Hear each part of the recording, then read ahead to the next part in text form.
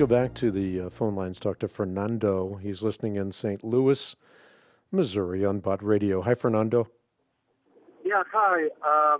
My question. Hello. Yeah, my question is, how can God could have created the devil? I mean, I know it didn't create the devil directly, but I mean, he's omniscient, so he knew. I mean, he knew that there was going to become the devil.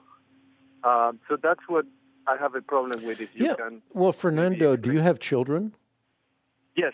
So when you had children along with your wife, you knew that your children would suffer pain, that they would suffer sorrow, that they would eventually die, because the death rate is all the same for all humanity. We all die.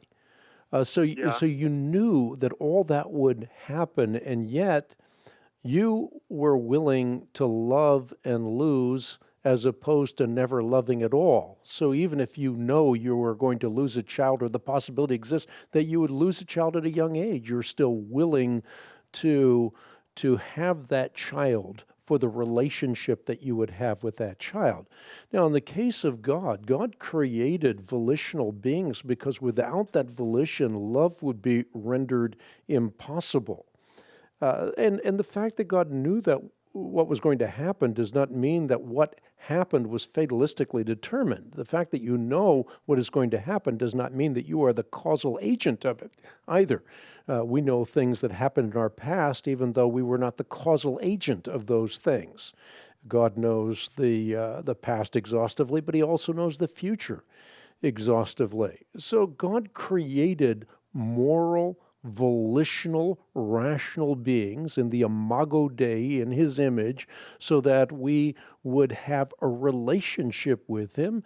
And even though the fall took place, even though we have a tempter, at the end of the day, it will produce the best of all possible worlds, a world in which we will forever be able not to sin. In fact, a world in which we'll have the kind of requisite knowledge that angels had when they fell.